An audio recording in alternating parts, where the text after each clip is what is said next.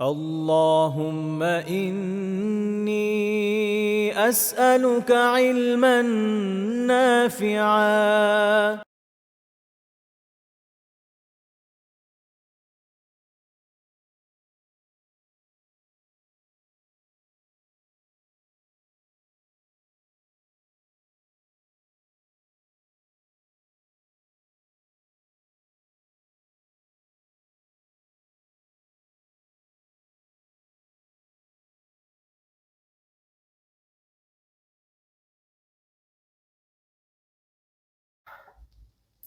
إن الحمد لله نحمده ونستعينه ونصلي على رسوله الكريم وعلى آله وصحبه أجمعين أما بعد আমরা প্রশ্নোত্তরের ক্ষেত্রে রাসূলুল্লাহ সাল্লাল্লাহু আলাইহি ওয়াসাল্লামের আদর্শ নিয়ে আলোচনা করছিলাম। আজকে বিষয়ের কিছু আলোচনা ইনশাআল্লাহ তাআলা করার চেষ্টা করব। ইতোপূর্বে আমরা এ বিষয়ে মোট 14টি পয়েন্ট আলহামদুলিল্লাহ আলোচনা করেছি। আজকে 15তম পয়েন্ট। সেটা হচ্ছে যে অপরিচিত ব্যক্তি বা গ্রাম্য লোকদের দেখলে রাসূলুল্লাহ সাল্লাল্লাহু আলাইহি ওয়াসাল্লাম ভিন্ন অ্যাপ্রোচে তাদের প্রশ্নের উত্তর দিতেন। এটাকে আরো কয়েকটা শিরোনাম যুক্ত করা যেতে পারে। যেমন বলা যেতে পারে যে তিনি যদি এমন ধরনের প্রশ্নের সম্মুখীন হতেন যেগুলো রূঢ় ধরনের, সেক্ষেত্রে তার উত্তর কিভাবে ছিল? এরকম কয়েকভাবে এটাকে আমরা ব্যাখ্যা করতে পারি। মূল কথা হচ্ছে এটা দেখেন যে মানুষ যারা শহুরে মানুষ হয়, যারা শিক্ষিত বলা যায় বা একটু আমাদের দেশের এখনকার হিসেবে বলা যায় কালচারাল টাইপের মানুষ। তো তাদের কথাবার্তা এটা আঙ্গিকটা ভিন্ন হয়। তো তাদের সাথে কথাবার্তা বলা তুলনামূলক সহজ। তাদের অ্যাপ্রোচ একরকম হয়। তাদের সাথে কোনো একটা বিষয় ডিল করা সহজ। তাদেরকে উত্তর দেওয়া তুলনামূলক অনেক সহজ। কিন্তু যারা একদম গ্রাম্য ধরনের মানুষ হয় তাদের সাথে কথা বলা খুব টাফ। তাদেরকে বোঝানো খুব টাফ। অ্যাপ্রোচটাও ডিফারেন্ট হতে হয়। রাসূলুল্লাহ সাল্লাল্লাহু আলাইহি ওয়াসাল্লামের এটা একটা অসাধারণ বৈশিষ্ট্য ছিল। আপনারা দেখবেন যে তিনি বিভিন্ন গোত্রের সাথে কথা বলছেন। প্রত্যেকের কাছেই তাদের বোধগম্যভাবে কথাটাকে উপস্থাপন করছেন। এক তো হচ্ছে এই বৈশিষ্ট্য আমাদের নাই। ২ নম্বর হচ্ছে যাদের এই সক্ষমতা আছে উপস্থাপনের, তাদের ক্ষেত্রে দেখা যায় তারা দিনকে কাটছাঁট করে উপস্থাপন করেন। অর্থাৎ দিন যা বলতে চায়, তাকে সেভাবে উত্থাপন না করে তারা এমনভাবে উত্থাপন করেন যেটা হলো কাটছাঁট একটা অ্যাপ্রোচে আসে। দেখবেন যে খুব ধনী ধরনের লোকদের সাথে এক ধরনের কাটছাঁট অ্যাপ্রোচ চলে। অনেক গরিব ধরনের লোকদের সাথে বা একদম গ্রাম্য লোকদের সাথে আরেক ধরনের কাটছাঁট অ্যাপ্রোচ চলে। ব্যা মূল দিন উত্থাপন করার সাহস পান না যেকোনো কারণে হোক। আবার অনেকে এরকম মনে করেন যে এটা বললে অনেক সমস্যা। তারা আসলে বুঝবে না। তাই আমি কাটছাঁট করব। এক্ষেত্রে রাসূলুল্লাহ সাল্লাল্লাহু আলাইহি ওয়াসাল্লামের জীবনে আপনারা শিক্ষা পাবেন যে তিনি কাটছাঁট করেননি। দিন যেভাবে এসেছে ওভাবেই উত্থাপন করেছেন বাট অ্যাপ্রোচটা ডিফারেন্ট ছিল। অর্থাৎ একজন শিক্ষিত মানুষকে যেভাবে বোঝানো দরকার সেভাবে বুঝিয়েছেন। মানে ওই সময়কার হিসেবে শিক্ষিত অর্থাৎ যারা আমি বলতে চাচ্ছি আসলে শিক্ষিত বলা একটু টাফ কারণ আরবরা ওভারঅল ওইভাবে শিক্ষিত জাতি ছিল না। বলতে পারেন যে একটু শহুরে সভ্য মানুষ। কারণ তাদের ব্যবসা-বাণিজ্য ছিল, বাইরে গিয়েছেন। অন্যান্য দেশের মানুষের সাথে তাদের একটা যাতায়াত ছিল। বিশেষ করে কুরাইশের ক্ষেত্রে তারা তো ইয়ামান এবং শাম ২ জায়গাতেই সফর করতেন। ২ জায়গায় একপাশে পার্সিয়ান এম্পায়ার আরেক পাশে বাইজেন্টাইন এম্পায়ার। ২ এম্পায়ারেরই রাজত্ব এই ২ জায়গায় ছিল। ফলে মানে সিভিলাইজেশন বলতে আমরা যা বুঝি সেটার সাথে তাদের একটা ভালো সম্পর্ক ছিল। তো এই ধরনের ক্যাটেগরির লোকের সাথে তার অ্যাপ্রোচ একরকম ছিল। আর একদম গ্রাম্য ধরনের মানুষ, বেদুইন যারা, যাদের এই ধরনের কোনো অভিজ্ঞতা তো থাকতো না। তারা এদেরকে এভাবে ইউজুয়ালি কোথাও ভাবে যেত না। তারা তাদের পশুপালন নিয়ে ব্যস্ত থাকতো। আরবের মরুভূমির কঠিন জীবনযাপনে তারা অভ্যস্ত ছিল। তাদের স্বভাব রুক্ষ এবং রূঢ় ছিল। তো তাদের সাথে আল্লাহ রাসূলের অ্যাপ্রোচ দেখবেন ডিফারেন্ট সাল্লাল্লাহু আলাইহি ওয়াসাল্লাম। আম আর এটা একটা খুব ইন্টারেস্টিং বিষয় যে শহরের মানুষ এবং গ্রাম্য মানুষের ক্ষেত্রে কিছু বিষয় মাসালাগত কিছু পরিবর্তন আসে। এগুলো মাইনর, খুব মেজর কিছু না। মেজর বিষয় আসে না। কেউ আবার এই ধরনের কথা বলার পর মনে করে মেজর কিছু চেঞ্জ আসে না। মেজরে কি হবে? ৫ ওয়াক্তের নামাজ তো আর ১ ওয়াক্ত হয়ে যাবে না। মেজর বিষয়ে কোনো চেঞ্জ আসে না। কিছু মাইনর বিষয় ছাড়ার ইস্যু থাকে। যাই হোক আ এটা হলো একটা শিক্ষণীয় বিষয়। যে কোন ধরনের মানুষের সাথে কথা বলছি, তাদের অ্যাপ্রোচ কেমন হওয়া উচিত এবং এই ধরনের মানুষ যখন প্রশ্ন করবে তাদের প্রশ্নগুলো ভিন্ন হবে। আমার নিজের অভিজ্ঞতা হচ্ছে যে আমি না এরকম গ্রাম্য মানুষ যারা তাদের কিছুই বুঝাতে পারি না। মানে আমার যোগ্যতাই নেই। আমি খুব বেশি তো কোথাও সফর করি না জীবনে। আমার এই খুবই স্বল্প সময়ের কিছু কথা বলার অভিজ্ঞতা কোনো জায়গায় আছে। অ্যা আমি কুষ্টিয়াতে কথা বলেছি। কুষ্টিয়াতে উনাদের কথা হচ্ছে যে আলহামদুলিল্লাহ উনারা সবাই কম বেশি বুঝেছেন। কুষ্টিয়ার লোকজন এমনিতেও বিশুদ্ধ বাংলাই বলে, না? তো হয়তো এটা একটা কারণ হতে পারে যে তাদের সাথে আমার কথাবার্তা খুব সহজ হয়েছিল। আচ্ছা। এর বিপরীত হচ্ছে আমি একসময় সাতক্ষীরা গিয়েছিলাম। সাতক্ষীরাতে তো সামনে আমার ২-৪ জন ছাত্র ছাড়া কেউ কিছু বুঝেছে বলে মনে হয় না। আচ্ছা। তো এই হচ্ছে এবারে বিশাল কমিউনিকেশন গ্যাপ। তারা যেভাবে বুঝে অভ্যস্ত, গল্প বলতে হবে, এই বলতে হবে, ওই বলতে হবে, ওটা তো পারি না। তো ফলে হয় নাই। আচ্ছা। তো এটা আমার নিজের ব্যক্তিগত একটা অভিজ্ঞতা বললাম যে মানুষের সাথে কথা বলার ক্ষেত্রে অ্যাপ্রোচ অনেক গুরুত্ব রাখে। আবার ধরেন প্রশ্ন করবে একজন আ ওয়েল ম্যানার্ড মানুষের প্রশ্ন, আবার একদম গ্রাম্য ধরনের মানুষের কিন্তু প্রশ্নই ডিফারেন্ট টাইপের। এমনভাবে প্রশ্ন করবে, চিৎকার করে কথা বলবে, জোরে, জোরে কথা বলবে অনেক সময়। নিতেও খুব কষ্ট হয়ে যায়। তো যখন এরকম হয় আরকি তখন এই সুন্নাহগুলো খেয়াল রাখতে হবে। যে রাসূলুল্লাহ সাল্লাল্লাহু আলাইহি ওয়াসাল্লাম এরকম জায়গাতে আ ক্ষুব্ধ হয়ে যাননি। উনি শান্তভাবেই এদের প্রশ্ন নিয়েছেন এবং ওভাবে উত্তর দিয়েছেন। আনাস বিন মালিক রাদিয়াল্লাহু আনহু একটা হাদিস আছে সহিহ বুখারী 63 নম্বর হাদিস। তিনি বলছেন যে বাইনামা নাহনু জুলুসুন মা নবী সাল্লাল্লাহু আলাইহি ওয়াসাল্লাম ফিল মসজিদ দাখালা রাজুলুন আলা জামাল। তো ওই সময় উনি বলছেন যে আমরা একবার রাসূলুল্লাহ সাল্লাল্লাহু আলাইহি ওয়াসাল্লাম আমাদের সাথে বসা মসজিদে তখন একজন লোক আসলেন। তো এসে তিনি তার যে বাহন সেটাকে এক জায়গায় বাঁধলেন। বেঁধে জিজ্ঞেস করলেন যে আইয়ুকুম মুহাম্মাদ তোমাদের মধ্যে মুহাম্মদ কে? তো রাসূলুল্লাহ সাল্লাল্লাহু আলাইহি ওয়াসাল্লামের জীবনে এটা একটা খুব গুরুত্বপূর্ণ শিক্ষণীয় বিষয়। যে উনি আল্লাহ তাআলার সবচেয়ে মহব্বতের সৃষ্টি। উনি সাইয়্যিদুল মুরসালিন, উনি খাতামুন নবিয়্যিন, উনি মানব এবং জিন উভয় জগতের ক্ষেত্রে উনি হচ্ছেন সর্বশ্রেষ্ঠ ব্যক্তিত্ব, অনুকরণীয়, অনুসরণীয়। তো এমন ব্যক্তিত্ব হওয়ার পরও তিনি এমনভাবে চলাচল করতেন, মানুষের মাঝে এমনভাবে থাকতেন যে বাইরে থেকে আসলে সাহাবীদের থেকে উনাকে আলাদা করা যেত না। আগেকার সময়ে রাজা বাদশাহদের স্বভাব ছিল। এখনকার সময় ছোটখাটো পাতি-ছাতি নেতা যারা আছে এদেরও দেখবেন, তারা এমনভাবে চলবে যে আশেপাশে আপনি গেলেই বুঝতে পারবেন যে এখানে হুজুরটাকে, বড় নেতাটাকে এটা বুঝা যায়।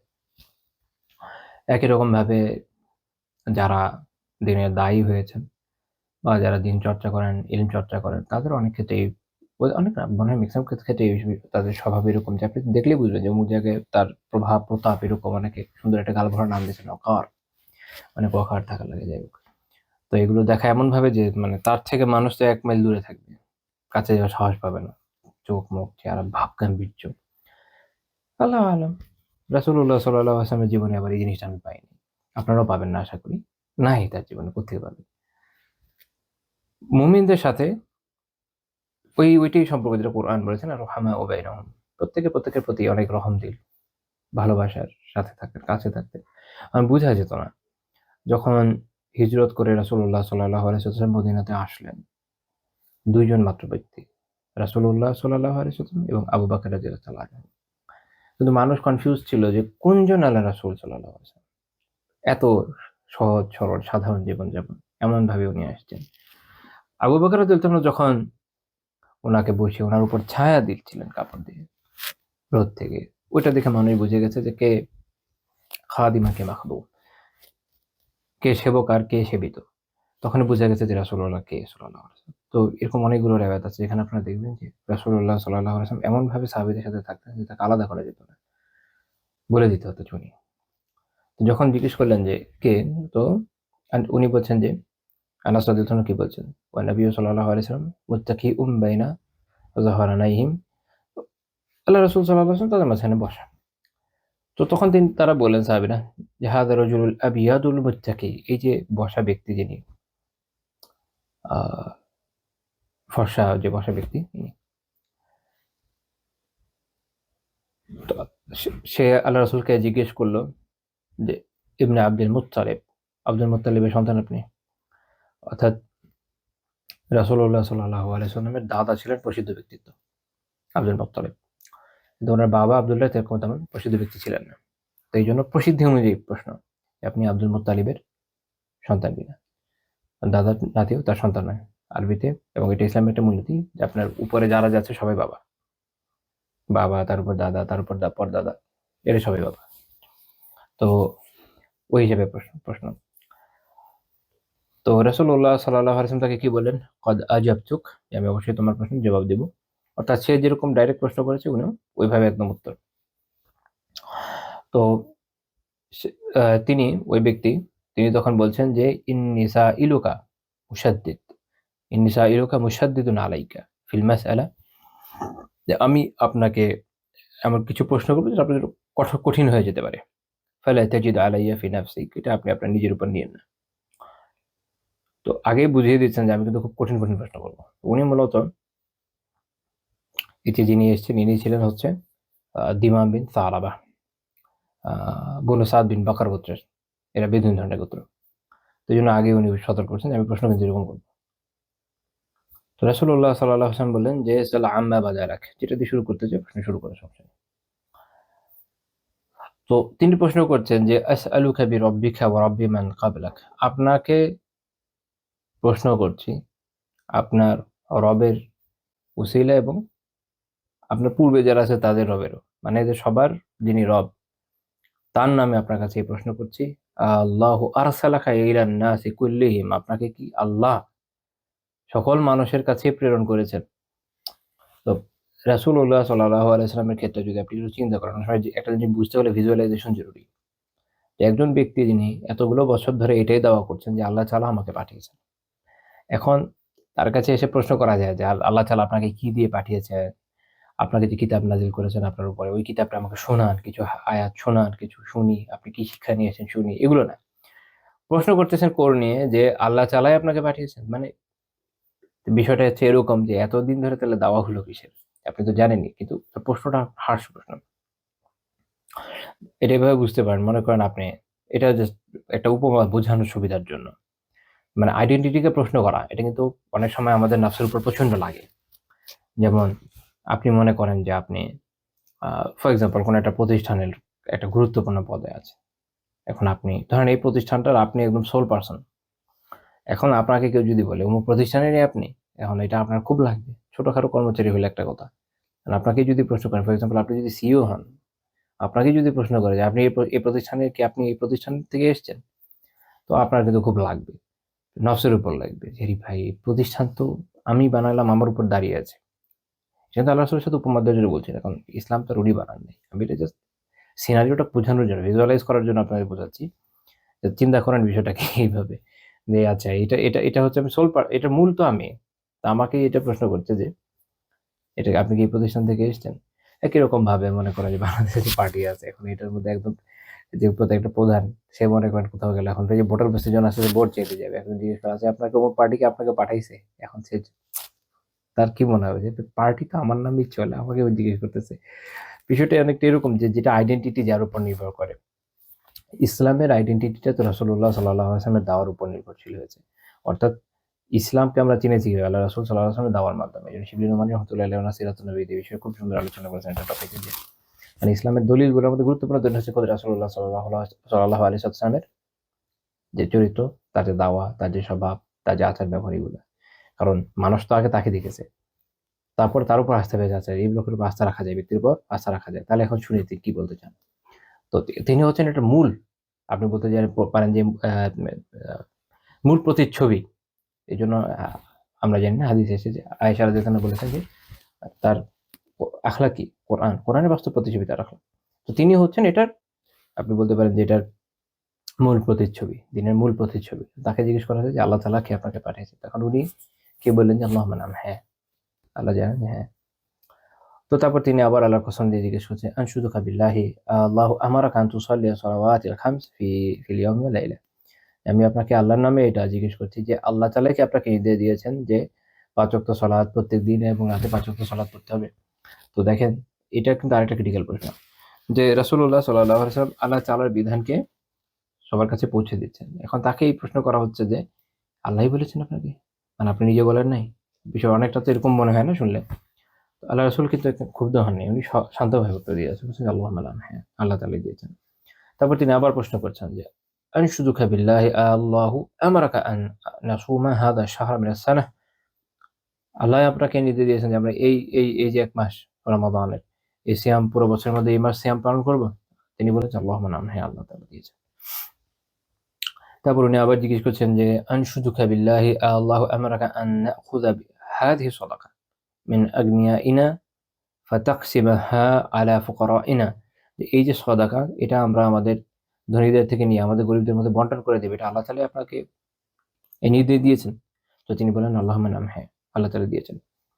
তখন এই ব্যক্তি যিনি, অর্থাৎ ইমাম সালাবা রাদিয়াল্লাহু তাআলা আনহু, তিনি বলছেন যে আমানতু বিমা জিতা বিহ, আপনি যা নিয়ে এসেছেন তার উপর আমি ঈমান আনলাম। ওয়া আনা রাসূলু মা ওয়ারাই মিন কওমি, আমার পিছনে আমার যে জাতি আছে আমি তাদের পক্ষ থেকে বার্তা বাহক। ওয়া আনা দিমাম ইবনে সালাবা, আমি দিমাম ইবনে সালাবা, আখু বানি সাদ বিন বাকর, বনু সাদ বিন বাকর গোত্র থেকে। তো অন্য বর্ণনায় আছে, সহিহ মুসলিমের বর্ণনায় আছে, 12 নম্বর হাদিস সহিহ মুসলিমের।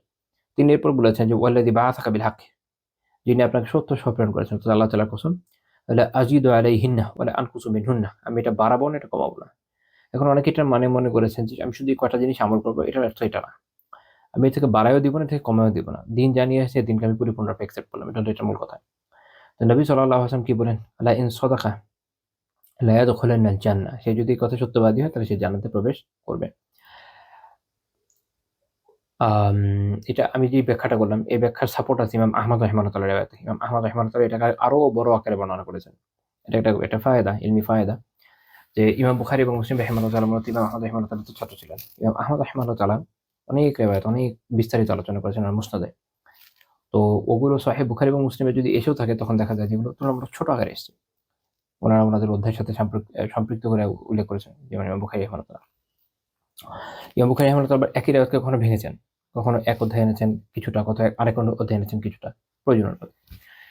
কারণ ওনার এটা, যেহেতু এটা জামে, এটা বিন্যাসটা ফিকহি ধরনের।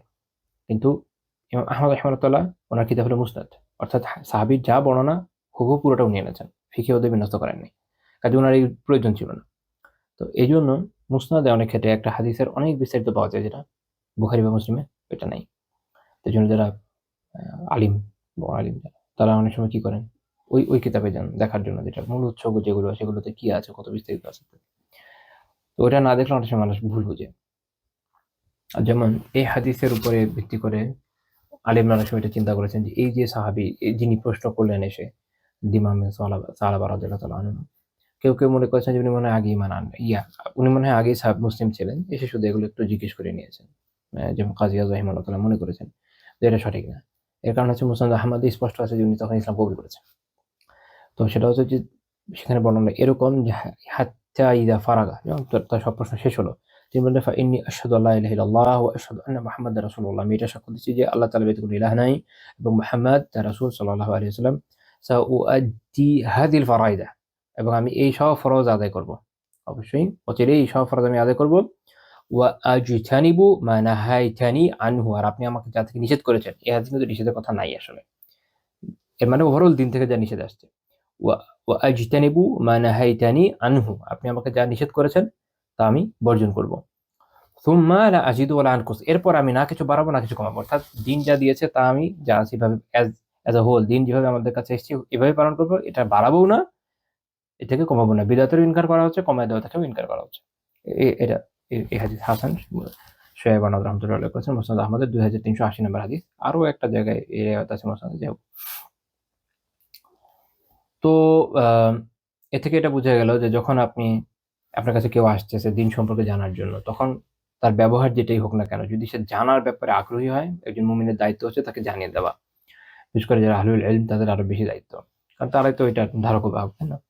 তো আহ, এই মুসনাদ আহমদের বাকি বর্ণনার বাকি অংশ থেকে বোঝা যায় যে উনি পুরোনো জাতির কাছে গেলেন এবং তাদের কাছে গিয়ে তাদের যে দেবী, তাদের ব্যাপারে আহ কি বলা যায়, তাদের ব্যাপারে কিছু কটু মন্তব্য করলেন।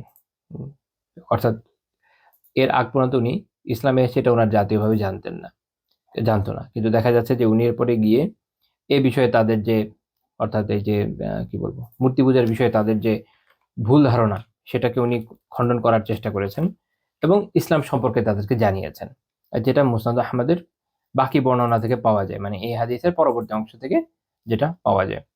তো এখানে আমরা কি দেখছি, এখানে আমরা যেটা জানতে পারছি এবং শিখতে পারছি সেটা হচ্ছে এই, যে যখন আপনার কাছে একজন আলহামদুলিল্লাহ দিন জানতে আসছেন, আপনি তাকে, তার ব্যবহার যেমনই হোক না কেন, তিনি সিনসিয়ার যে তিনি দিন জানতে চান, আপনি যদি পারফেক্টলি তার কাছে দিনকে উপস্থাপন করেন, তাকে ঠিক মতো দিনটা জানান, শেখান, আল্লাহ তাআলা তৌফিক দিলে আপনার মাধ্যমে হয়তো সে হেদায়েত পেয়ে গেল, আলহামদুলিল্লাহ। আপনার একটা বিশাল সওয়াবের বিষয়।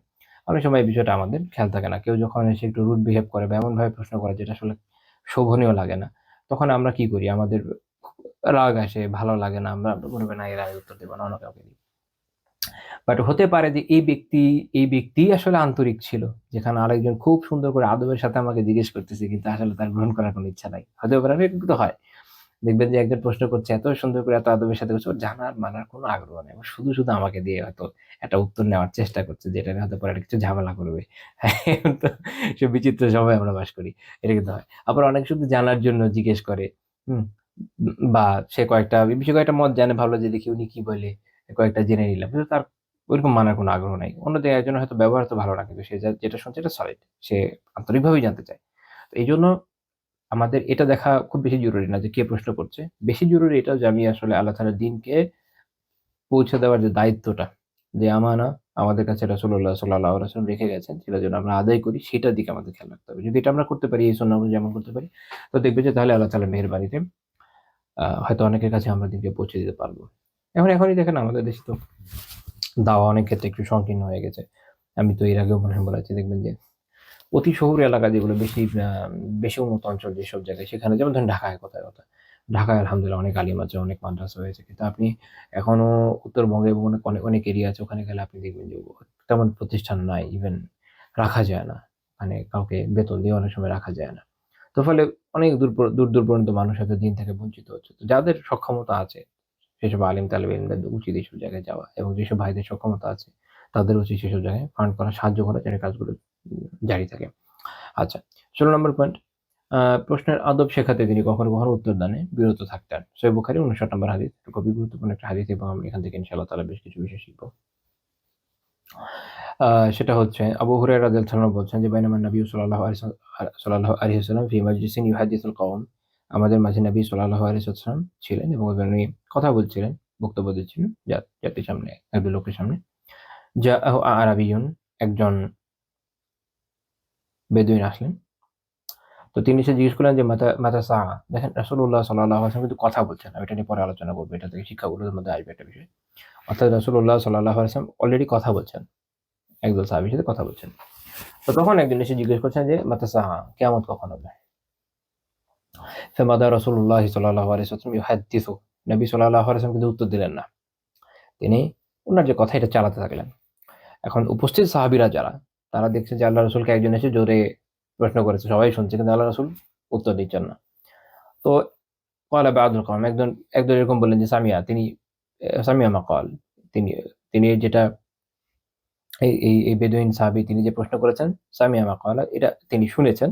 ফাকারিহা মা ক্বাল, কিন্তু তিনি যেটা বলেছেন, এই সাহাবী যে প্রশ্ন করেছেন, এটা আল্লাহর রাসূল হয়তো পছন্দ করেন নাই সাল্লাল্লাহু আলাইহি ওয়াসাল্লাম। এজন্য উত্তর দিচ্ছেন না। ক্বালা বা'দুহুম, আরেকদল সাহাবী মনে করলেন যে বাল লাম ইয়াসমা, হয়তো তিনি শুনেনই নাই। একদল মনে করলেন যে শুনেছেন, কিন্তু উত্তর দিতে অপছন্দ করছেন, যেটা উনি যেটা বলেছেন এটা পছন্দ করেন নাই। আরেকদল সাহাবীর মনে হয়েছে যে হয়তো শুনেনই নাই, এজন্য উত্তর দেন নাই। তো হাত্তা ইযা কাদা হাদিসাহু, রাসূলুল্লাহ সাল্লাল্লাহু আলাইহি ওয়াসাল্লাম তার কথা বলা যখন শেষ করলেন, যে টপিক আলোচনা করছিলেন, আলোচনা শেষ করলেন, তখন বললেন যে আইনা উরাহু সা আইনা উরাহু সাইলু আনি সাআ। তিনি বলছেন যে ওই যে প্রশ্ন করছিল কিয়ামত নিয়ে, সে কোথায়? ওই সাহাবী বললেন যে হা আনা ইয়া রাসূলুল্লাহ, ইয়া আল্লাহর রাসূল, আমি এখানে। আল্লাহু আকবার। তো রাসূলুল্লাহ সাল্লাল্লাহু আলাইহি ওয়াসাল্লাম এখন উত্তর দিচ্ছেন। ইযা দুইয়াতিল আমানাহ ফান্তাযিরিস সাআ, যখন আমানতকে নষ্ট করে ফেলা হবে, আমানত নষ্ট করে ফেলা হবে, তখন কিয়ামতের জন্য অপেক্ষা করো। তখনই হয়ে যাবে এটা কিন্তু না। অপেক্ষা করতে হবে। তার মানে এখন হচ্ছে এটার প্রসেস শুরু হয়ে গেছে, গ্র্যাজুয়ালি গিয়ে পৌঁছাবে। ওই সাহাবী জিজ্ঞেস করলেন যে কাইফা ইদাআতুহা, কিভাবে নষ্ট হবে? আমানত কিভাবে নষ্ট হবে? আল্লাহর রাসূল উত্তর দিলেন, ইযা উসসিদাল আমরু ইলা গায়রি আহলিহি ফান্তাযিরিস সাআ, যখন আল আমর বলতে আসলে মূলত শাসন ক্ষমতা বোঝানো হচ্ছে। বাট এটা অনেক ব্যাপক, আমি ব্যাখ্যা করব ইনশাআল্লাহ। কোন বিষয়ে এভাবে বলতে পারেন যে এটা যখন গায়রি আহলি, যে তার লোক নয়, মানে যেমন বলে না প্রত্যেকটা শাস্ত্রের এক্সপার্ট আছে, প্রত্যেকটা কাজের যোগ্য লোক আছে। তো তো মূল কথা হচ্ছে এটা যে যে যার যোগ্য তা না, তাকে তা না দিয়ে যখন অপর কাউকে দেওয়া হবে তাদের ওই সময় কিয়ামতের জন্য অপেক্ষা করবে। তার মানে হলো আমানতটা নষ্ট হচ্ছে কিভাবে? আমানত হচ্ছে যে কোনো কিছুর দায়িত্ব তার উপযুক্ত লোককে দান করা, শাসন ক্ষমতা উপযুক্ত লোককে দেয়া, তারপরে আম, যে কোনো ক্ষেত্রে যে কোনো বিষয়ের এক্সপার্টকে সেটার দায়িত্ব দেয়া। এইভাবে যখন আপনি সবকিছু যার যেটার যোগ্য তাকে ওইটা দিবেন, ওটা হচ্ছে আমানতকে আদায় করা। আর যখন এটা করা হবে না, তো তখন কি আমাদের জন্য অপেক্ষা করা।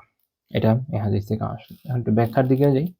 সেই সবচেয়ে বেশি গুরুত্বপূর্ণ একটা পয়েন্ট আছে, সেটা যে এই যে মুল্লা আলী কারি রহমাতুল্লাহ আমির কাতে ব্যাখ্যা করছেন যে এর মানে হলো এটা যে এখানে যেটা বলা হচ্ছে ইদা উসিদাল আমর, আমর দিয়ে উনি বুঝাচ্ছেন অর্থাৎ আমরু সুলতা আবিল ইমারা আবিল কাদা আবিল হুকুমা, অর্থাৎ রাষ্ট্র ক্ষমতা, নেতৃত্ব, বিচার কার্য, শাসনের দায়িত্ব।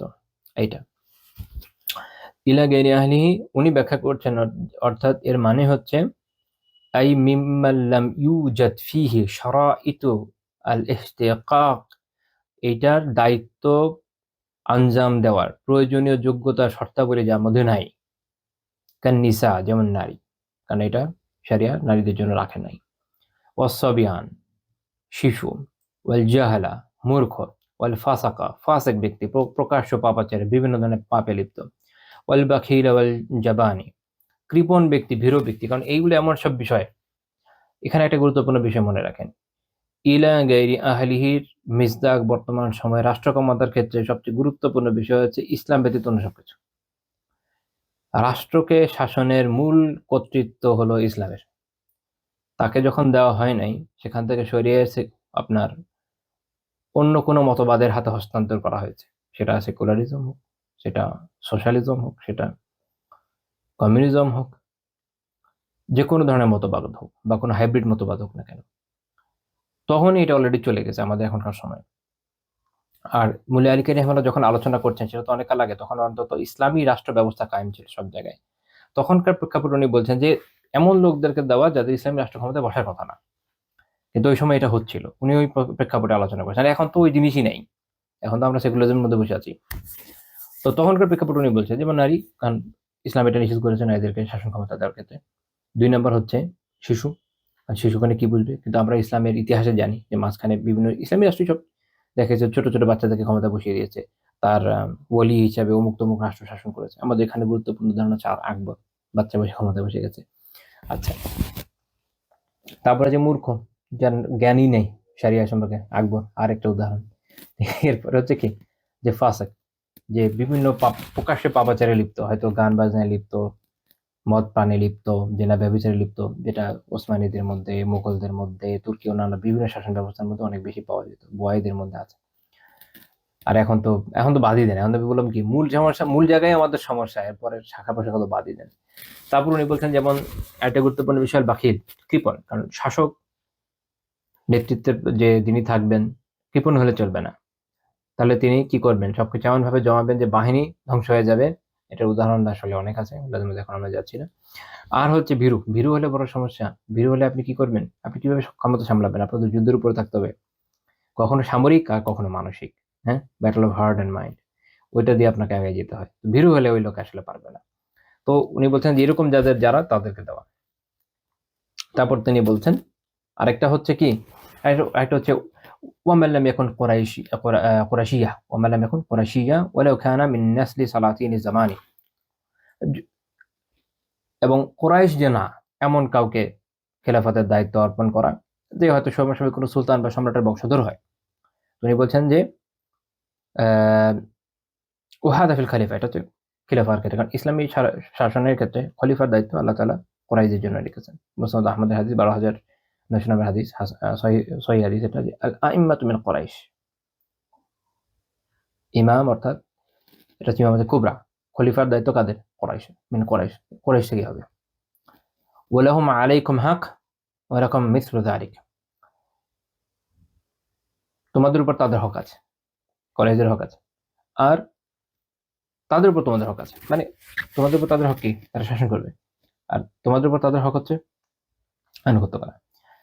তো এটা হচ্ছে একটা গুরুত্বপূর্ণ বিষয় এবং এটা যুগ যুগ ধরে আনডিসপিউটেড বিষয় ছিল মুসলিমদের ভিতরে, যে কারণে আপনারা আব্বাসীদের ইতিহাস পড়লে দেখবেন যে আব্বাসীদের একটা দীর্ঘ সময় অন্যান্য অনেক জাতি নিয়ন্ত্রণ করেছে, যেমন বুয়াইরা করেছে, বনু বুয়াই, তারপর সেলজুকরা করেছে, বিভিন্ন জাতি কন্ট্রোল করেছে, কিন্তু কিন্তু কখনো নিজের খলিফা দাবি করেনি।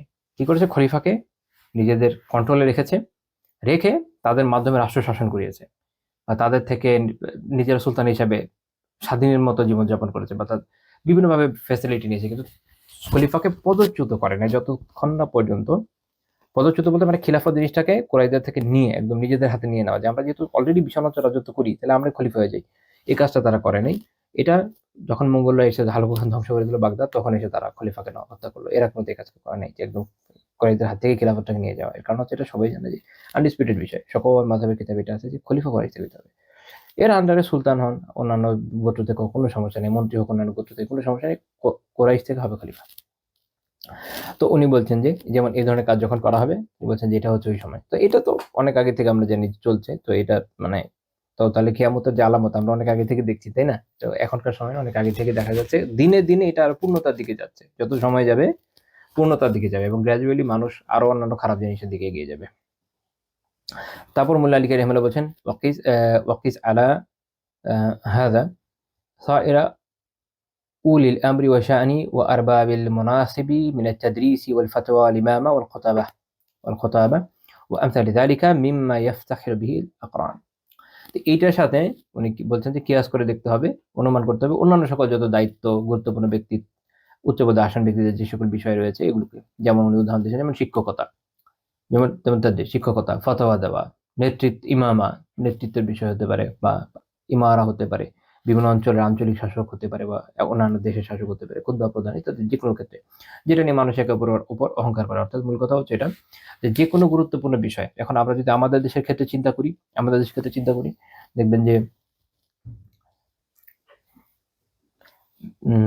যার যেটা যোগ্যতা না, আমরা কিন্তু দেখি যে আমাদের এখানে এটা এখন অনেক প্রবল, অনেক ব্যাপক। এটা সব ক্ষেত্রে প্রযোজ্য হতে পারে, যেমনটা বলছিলাম। হতে পারে যে শাসন ক্ষমতায় একটা বলছে ইসলাম থাকা, সেটা তো নাই, বাট সেকুলারিজমের ক্ষেত্রে যোগ্য লোক থাকা, সেটার অভাব আমরা দেখি, মন্ত্রিত্বের ক্ষেত্রে দেখি, তারপরে দেখা যায় যে প্রশাসনিক বিভিন্ন ক্ষেত্রে দেখা যায়, তারপরে শিক্ষা ক্ষেত্রে তো ভয়ানক অবস্থা। সো আপনি যত জায়গা দেখবেন প্রত্যেক জায়গার অবস্থা কিন্তু আমাদের দেশে কম বেশি এইরকমই। আমরা তো এটাই ফেস করছি আমাদের দেশে অত্যন্ত ভয়ানক ভাবে, খুব বাজে ভাবে, যে যারা আসলে যোগ্য তাদেরকে এইভাবে তাদেরকে সাইডলাইন করে দেওয়া হয়। আমাদের তো হচ্ছে যে যত ভালো তেল মারতে পারে তাকে তত ভালো পদায়ন করা হয়, সেটা পলিটিক্যাল ক্ষেত্রে হোক আর প্রশাসনিক ক্ষেত্রে হোক আর শিক্ষা ক্ষেত্রে হোক না কেন, সব জায়গাতে এটা সত্য যে যার যত তেল আছে তাকে তত ভালো জায়গায় দেওয়া হবে এবং তেলা মাথায় তেল ঢালা হবে। মানে যে অলরেডি ভালো আছে তাকে দেখবেন মানুষ আরো দিবে, কিন্তু আরো যে কিছু মানুষকে উঠানো দরকার সেদিকে মানুষের আগ্রহ থাকে না।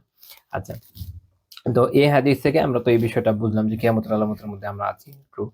এখন আমরা আরো কিছু শিক্ষা দেখি। ইমাম বুখারী রহমতুল্লাহি আলাইহি এই হাদিসটা যে অধ্যায় এনেছেন, অধ্যায়ের নাম দিয়েছেন বাবু মান সুইলা ইলমা। এই বিষয়ক অধ্যায় যে যাকে কোনো ইলমের বিষয়ে জিজ্ঞেস করা হলো, ওয়া হুয়া মুশতাগিলুন ফি হাদিসিহি, এবং সে তার কোনো কথায় আলোচনায় ব্যস্ত আছে, ওই সময় যদি কেউ জিজ্ঞেস করে, তখন উনি বলছেন ফা আতাম্মাল হাদিসা, তাহলে তার কাজ হচ্ছে যে সে কি করবে, আগে তার কথাকে শেষ করবে, সুম্মা আজাবা সাইলা, এরপর গিয়ে সে প্রশ্নকারীর প্রশ্ন উত্তর দিবে। তো এখানে কিন্তু এটা একটা আদব, আপনারাও দেখে রাখেন যে শেখার বিষয় রাসূলুল্লাহ সাল্লাল্লাহু আলাইহি ওয়াসাল্লাম কেন তার উত্তরটা তাৎক্ষণিক দিলেন না। এক হচ্ছে এটা দ্বীনি ইলমের ক্ষেত্রে এটা তো একটা গুরুত্বপূর্ণ, মানে দ্বীনি ইলম পুরোটাই গুরুত্বপূর্ণ, আসলে এখানে অগুরুত্বপূর্ণ কিছু নাই। অনেকে মনে করে যে আমরা এত বিষয় আলোচনা করি, হ্যাঁ সবই গুরুত্বপূর্ণ, আমাদের দিনই তো ইলমের দিন, এত মূর্খতার দিন না। কিন্তু এখানে কোনোটা অনেক বেশি গুরুত্বপূর্ণ, কোনটা তুলনামূলক কম গুরুত্বপূর্ণ। যেমন কিয়ামত তখনই কায়েম হয়ে যাচ্ছে না, যে প্রশ্নের উত্তর তাৎক্ষণিক খুব জরুরি না, যতটা জরুরি তাৎক্ষণিক সময়ের বিভিন্ন বিষয়। তো ইমানের ক্ষেত্রেও এটা তুলনামূলক, যে আমরা যে আকীদা যে বিষয়গুলো পড়ি তুলনামূলক নিচের দিকে আসে, তাই না? তো আগে তো আল্লাহ তাআলা সম্পর্কে জানা গ্র্যাজুয়ালি। তো তাৎক্ষণিক সময়ে যেটা অধিক গুরুত্বপূর্ণ সেইরকম প্রশ্ন আমরা পরে দেখব, যে এরকম প্রশ্ন হলে আল্লাহ রাসূল জবাব দিয়ে দিতেন, কিন্তু এটা যেহেতু তুলনামূলক একটু কম গুরুত্বপূর্ণ, কারণ ওই সময় হয়ে যাচ্ছে না, এটা উনি পরে জবাব দিয়েছেন। এবং একই প্রশ্নের আরো অন্যান্য ধরনের জবাব উনি দিয়েছেন। কাউকে জিজ্ঞেস করেছেন যে তার কি প্রস্তুতি আছে এই বিষয়ে।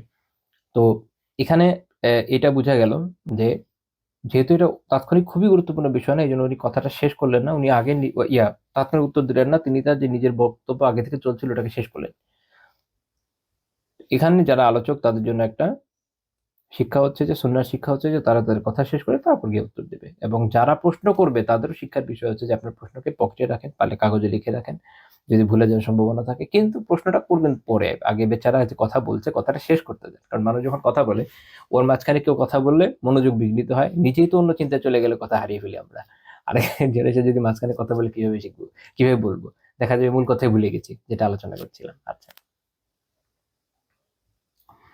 তো তারপরে আমরা ইবনে হাজার রহমতুল্লাহ আলাইহির ফাথুল বারী থেকে কয়েকটা পয়েন্ট দেখি যে উনি এখানে বেশ কিছু শিক্ষার কথা উল্লেখ করেছেন। এক, এই হাদিসের সার কথা হচ্ছে যে যারা এটা কি বলে, আলিম আল মুতাআল্লিম, যারা আলিম, শিক্ষক বলতে পারি আমরা এটাকে, শিক্ষক শিক্ষার্থী তাদের আদবের দিকে একটা শিক্ষা আমরা এখানে দেখি। এক হচ্ছে, দেখেন যে শিক্ষকের আদব কি, রাসূলুল্লাহ সাল্লাল্লাহু আলাইহি ওয়াসাল্লাম কিন্তু এই সাহাবী যিনি প্রশ্ন করলেন যে তাকে ধমক দিলেন না, ধমক দিয়েছেন, ধমক দেন, তিনি যেটা করেছেন এড়িয়ে গিয়েছেন। তো এটা একটা আদব, যে তাকে আদবটা শিখিয়েছে যে যতক্ষণ কথা শেষ না হচ্ছে, যেটা এখন চলছে, ততক্ষণ উত্তর পাবা না, এবং ধমকও দেন নাই। আমরা অনেক সময় ধমক দিয়ে বসি, ধমক দেওয়ার দরকার নেই, এড়িয়ে যাওয়া যথেষ্ট। তারপর যখন কথা শেষ করেছেন, তখন এই সাহাবীকে তিনি যখন উত্তর দিচ্ছেন, খেয়াল করেন, তখনও তিনি কোমলতার সাথে উত্তর দিচ্ছেন। যেহেতু এই সাহাবী একজন বেদুইন, তিনি একজন বেদুইন, এবং তার সাধারণত বেদুইনরা একটু কঠোর হয়, রুক্ষ হয়। তো রাসূলুল্লাহ সাল্লাল্লাহু আলাইহি ওয়াসাল্লাম কিন্তু তাকে জবাব দিচ্ছেন কোমলতার সাথে, খুব নম্রতার সাথে। তো এটা একটা শিক্ষার বিষয় যে তাৎক্ষণিক বকা না দেওয়া, একটু এড়িয়ে যাওয়া, চেষ্টা করলো না কথা। তারপরে তাকে প্রশান্তির সাথে উত্তর দেয়। তারপরে হচ্ছে এখানে আরেকটা বিষয় যেটা, সেটা হচ্ছে আম, আহ, ইবনে হাজার রহমতুল্লাহ আলাইহি বলছেন, এখানে আরেকটা আমরা এখানে জিনিস দেখছি, সেটা হচ্ছে এই যে প্রশ্নকারী প্রশ্নের উত্তর দেওয়ার প্রতি গুরুত্ব। যদিও হয়তো এই প্রশ্নটা ওই সময় অপরিহার্য নয়, ওই সময় তার কেমন হচ্ছে না, তাৎক্ষণিক অপরিহার্য না, কিন্তু আল্লাহ রাসূল কিন্তু উত্তরটা দিয়েছেন, তাহলে বোঝা গেল উত্তর দেওয়া যেতে পারে। তাহলে এখানে বুঝে বুঝে রাখেন যে দিনের ক্ষেত্রে যত দূরবর্তী বিষয় হোক না কেন, আমরা যখন ইলম হাসিল করি প্রত্যেকটাই ইবাদা। আমার আমার যেমন ধরেন এখন আমি ওযু করবো, আমার ওযুর মাসালা খুব জরুরি, এটা শেখাটা যেমন জরুরি হিসাবে আমি একটা ইবাদত হিসাবে বিষয়টাকে শিখছি, তেমনি ভাবে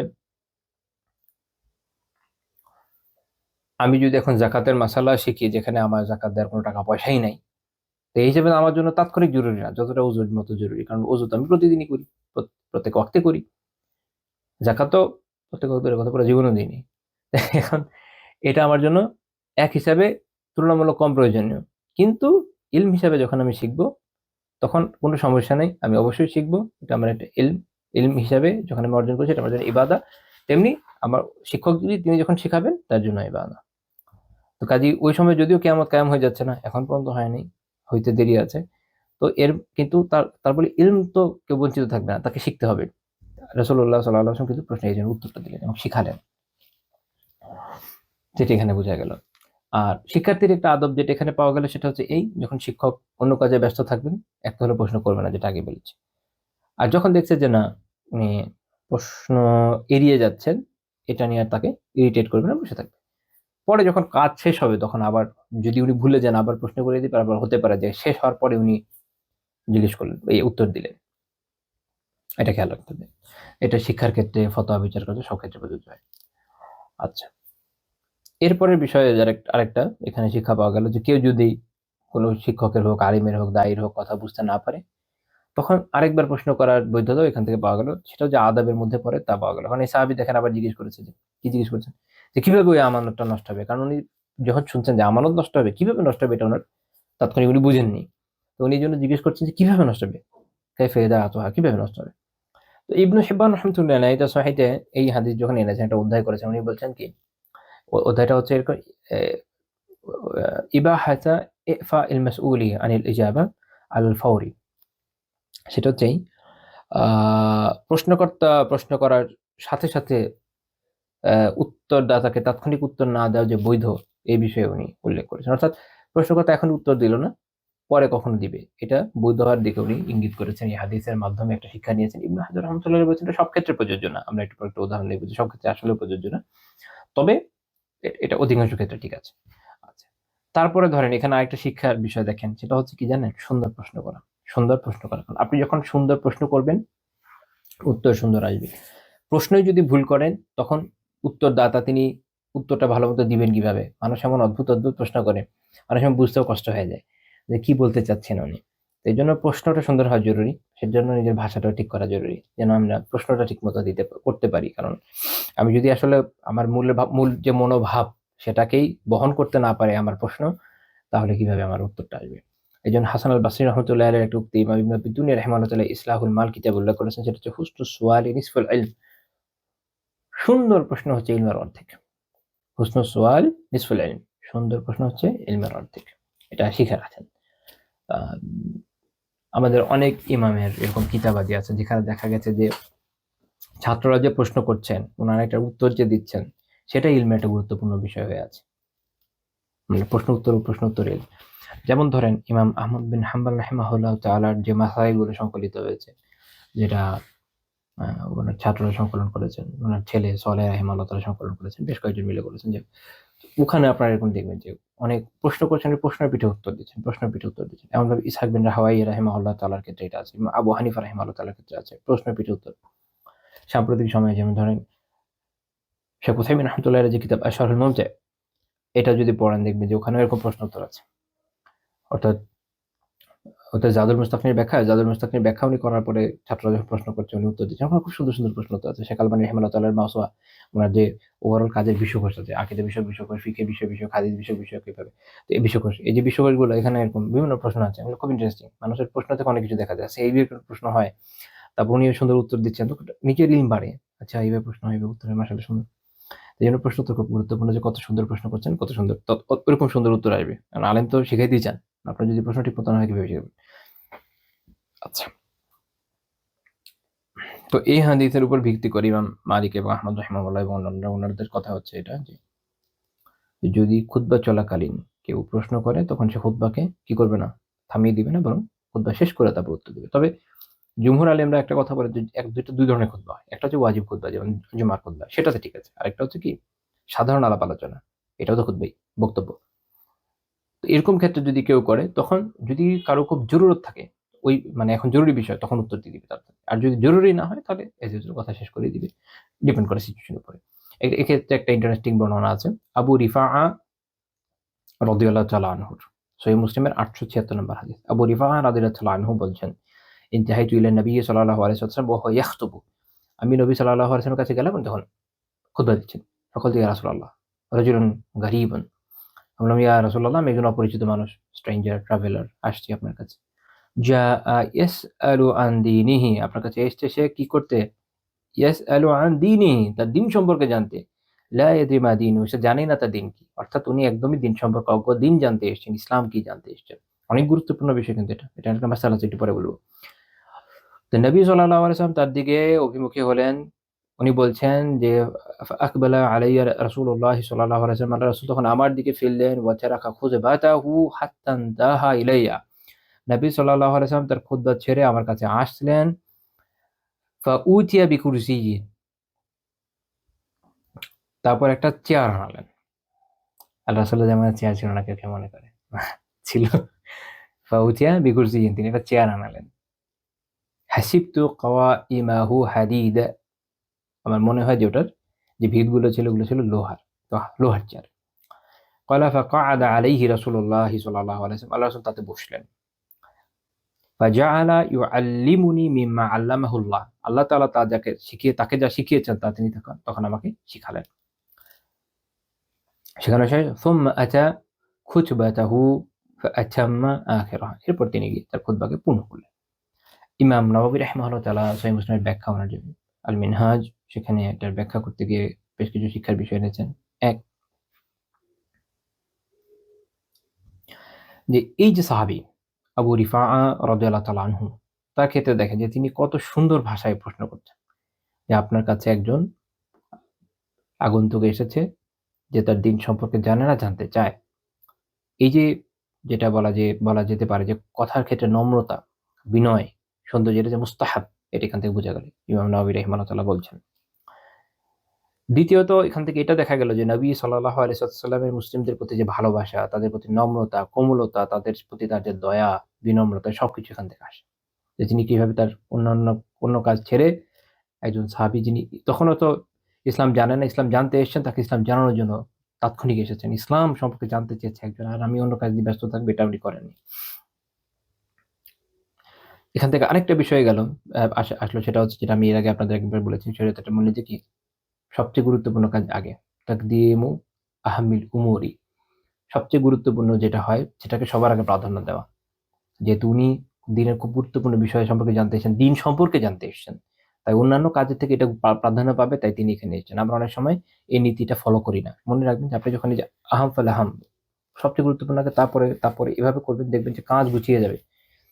আমি আমার খেয়াল নাই আমি কোন একটা বইয়ের মধ্যে ১ বছর ও ২ বছর আগে পড়েছিলাম সেলফ হেল্প বিষয়ে, যে তারা এই বিষয়টা আলোচনা করেছে যে আপনি কি করবেন, সবার আগে দিনের সবচেয়ে গুরুত্বপূর্ণ কাজগুলোকে ঠিক করবেন। যে আজকে মানে আমরা তো অনেক সময় কাজ গুলিয়ে ফেলি যে কোনটা করবো কোনটা ছাড়বো। তো তাদের পরামর্শ হচ্ছে যে সবার আগে না সবচেয়ে গুরুত্বপূর্ণ কাজগুলোকে আইডেন্টিফাই করবেন, যে এই কাজগুলো আমার খুব গুরুত্বপূর্ণ, এগুলো না হলেই না, আগে এগুলোকে নোট ডাউন করবেন যে এই ৪টা ৫টা কাজ এটা আমার আজকে করতেই হবে। বাকিগুলো আরো অনেক কাজ আছে, এগুলো হচ্ছে পরের লেয়ারে যাবে। তো আগে এই কাজগুলো করব, এরপর সময় পেলে বাকিগুলো করবো। এগুলো হচ্ছে সবচেয়ে গুরুত্বপূর্ণ। তাহলে দেখবেন যে আপনার দিনের সব কাজগুলো হয়ে যাবে। এটা আমি ফলো করার পর থেকে আমার আলহামদুলিল্লাহ লাইফে অনেক কিছু সহজ হয়েছে। কিন্তু আগে আমি খুব বেশি কনফিউশনে থাকতাম। তো এটা কিন্তু দিনেরই শিক্ষা আসলে। না, আমরা অনেক সময় দিনের সোর্স থেকে যখন পড়ে মাথায় ঢোকে না। মানে আপনি যখন এভাবে চিন্তা করবেন, বিষয়টা শুধু মাসআলার ক্ষেত্রে না, সামগ্রিকভাবে জীবনের ক্ষেত্রে, তখন দেখবেন আচ্ছা এভাবে করলে তো আসলে অনেক কিছু সহজ হয়ে যায়। তো তখন দেখবেন আপনার কাজ সুন্দর মতো গোছানো হয়ে যাবে এবং আপনি গোছাতে সক্ষম হবেন ইনশাআল্লাহ তাআলা। আর এই শীত তো বেড়ে যাচ্ছে মাশাআল্লাহ। আচ্ছা, তো এখানে একটা বিষয় যে আহ, আলিমগণ ইমাম নবী রাহিমাহুল্লাহ বলছেন যে ওয়াকাদ ইত্তাফাকাল উলামাউ আলা আন্না মান জাআ ইয়াসআলু আনিল ঈমানি ওয়া কাইফিয়াতি দুখুলি ফিল ইসলামি ওয়াজাবা আহ, ইজাবাতুহু ওয়া তা'লিমুহু আলাল ফাওর। আলিমরা এই বিষয়ে একমত যে কেউ যদি তার ঈমান সম্পর্কে জানতে চায়, এসে ঈমান সম্পর্কে জানতে চায় এবং ইসলামে প্রবেশ করার পদ্ধতি সম্পর্কে জানতে চায়, তখন তাকে এই প্রশ্নের উত্তর দেওয়া এবং তাকে এটা শেখানো তাৎক্ষণিক, আল ফাওরি, তাৎক্ষণিকভাবে তাকে এটা শেখানো ওয়াজিব।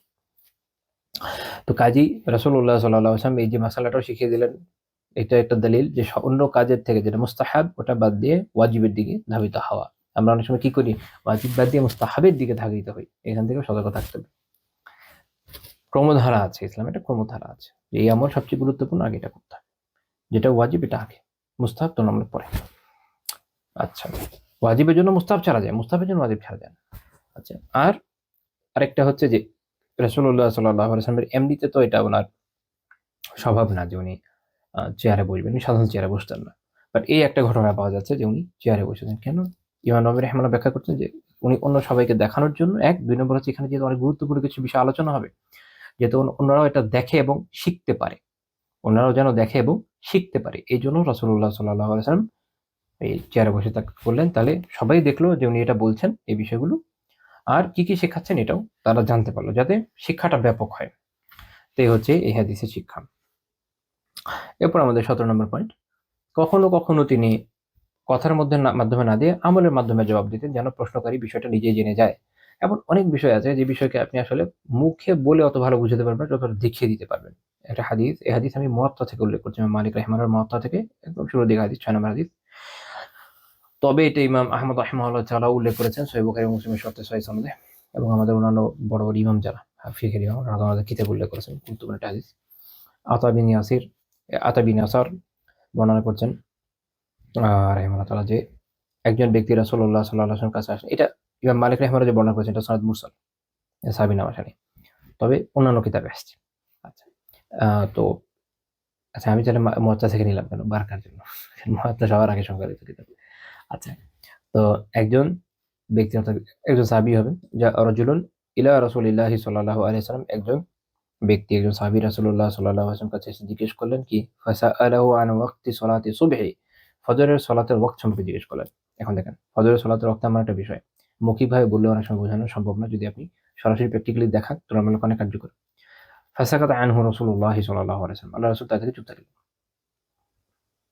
হাত্তা ইযা কানা মিনাল গাদ সাল্লা সুবহা হিনা তালা আল ফাজর, পরের দিন যখন ফজরের সময় হলো, তখন উনি যখন ফজর উদিত হলো, অর্থাৎ প্রথম যখন আকাশ ফর্সা হলো, তখন তিনি, অর্থাৎ ফজরের ওয়াক্তের জাস্ট শুরু, ফজরের ওয়াক্তের শুরু একটা আছে, তখন দেখবেন তুলনামূলক চারপাশে অন্ধকার হয়। আরেকটা হয় কি, আরো ওয়াক্ত থাকে কিন্তু ফর্সা হয়ে যায় চারদিক। যেমন ধরেন এখনকার সময় যদি আপনি 6টা 5-এর সময় ধরেন, 6টা 10, এখন আমাদের আশেপাশে মসজিদগুলোতে 6টা 5 6টা 10-এর মধ্যে জামাত হয়। এই সময় দেখবেন আশেপাশে একটা ফর্সা ফর্সা ভাব আসছে ধীরে ধীরে, বা এর থেকে আরেকটু পরে আরো ভালো মতো ফর্সা হয়ে যায়, বাট ওয়াক্ত শুরু হয় আরো আগে। কারণ 5:30 এরকম সময়, তো তখন দেখবেন যে আহ চারপাশে কিন্তু অনেক অন্ধকার থাকে, কিন্তু ওয়াক্ত শুরু হয়ে যায়। তো এটা হচ্ছে শুরুর সময়টা, হিনা তলা আল ফাজর, যখন ফজর উদিত হলো মানে ওই সময়টা, তখন তিনি একদিন ফজর পড়ালেন সবাইকে নিয়ে।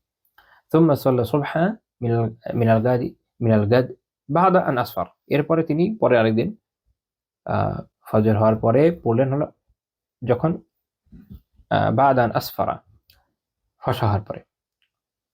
অর্থাৎ এই দুইটা হচ্ছে কি, দুই সীমা, একটা হলো শুরুর সীমা, একটা হলো শেষের সীমা। একদম ফসা হয়ে গেছে চারদিক, কিন্তু সূর্য এখন উঠেনি, এরকম সময়। ثم قال, এরপর তিনি বললেন আইনা সাইলু আন ওয়াক্তিস সালাহ, সালাতের ওয়াক্ত সম্পর্কে জিজ্ঞেসকারী, সে প্রশ্নকারী কোথায়? তো সেই হিসাবে বললেন যে আমি এখানে। তাহলে রাসূল কি বলেন যে মা বাইনা হাদাইন ওয়াক্তুন, এই দুইয়ের মাঝে হলো ওয়াক্ত। অর্থাৎ এই প্রথম দিন যখন পড়ালাম ওই সময়টা খেয়াল করো, ওই সময় চারপাশ কিরকম অবস্থা ছিল, হ্যাঁ, কিরকম অন্ধকার ছিল, আর আকাশ দেখতে কেমন ছিল, আর আজকের অবস্থা খেয়াল করো, চারপাশ কতটা ফর্সা হয়েছে, আকাশের কি হালাত। মা বাইনা হাদাইন ওয়াক্তুন, এর মাঝখানে যে সময়টা, এটাই হচ্ছে ফজরের ওয়াক্ত, এর মধ্যে ফজর পড়তে হয়। ইমাম আবুল ওয়ালিদ আল বাজি রাহিমাহুল্লাহ তাআলা মুনতাকা শারহুল মুওয়াত্তাতে বলছেন যে নবী সাল্লাল্লাহু আলাইহি ওয়াসাল্লাম এই প্রশ্ন উত্তর দেওয়ার ক্ষেত্রে তাড়াহুড়া বর্জন করলেন, করে কি করলেন, হাত্তা বায়্যানাহু বিল ফি'লি, তাকে কাজের মাধ্যমে, আমলের মাধ্যমে বিষয়টা পরিষ্কার করে দিলেন। কারণ এইটা হচ্ছে শেখার জন্য সবচেয়ে সহজ ওয়া আসহাল, উনি বলছেন আসহাল, সবচেয়ে আসহালু আলাইহি, তার জন্য এটা সবচেয়ে সহজ, খুব সহজে বুঝতে পারবেন না যে বিষয়টা এরকম। 2 নম্বর হলো ওনাকে একা বলার মাধ্যমে যতটা না উপকার হতো, উনি যদি এটাকে করে দেখাতেন তাহলে অন্যান্য সাহাবীরা এটা দেখতে পারতেন এবং জিনিসটা শিখতে পারতেন। ফলে এর যে বেনিফিট, এর অনেক ব্যাপক হতো। তো এর ফলে যেহেতু এটা সবার জন্যই দরকার, তো তিনি এজন্য কি করলেন, সবাইকে নিয়েই সালাত আদায় করলেন এবং দেখিয়ে দিলেন।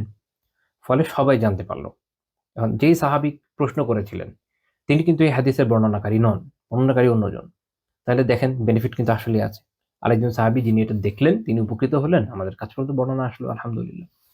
তো এটাও একটা গুরুত্বপূর্ণ বিষয় যে এটা ঠিক আছে যে কখনো কখনো কেউ কেউ কারো এমন অনেক প্রশ্ন নিয়ে আসবে, যেই প্রশ্নটা আম তার একার জন্যই দরকার, অন্যদের জন্য দরকার না। তখন একজন আলিম বা তালিবুল ইলম বা একজন মুফতি তার ওই অবস্থান অনুযায়ী উত্তর দেন। বাট কখনো এমন প্রশ্ন নিয়ে আসবেন যে প্রশ্নটা সমাজের অনেক মানুষের জন্য উপকারী হয়, আরো অনেক মানুষের জন্য উপকারী হবে, কমন বিষয়।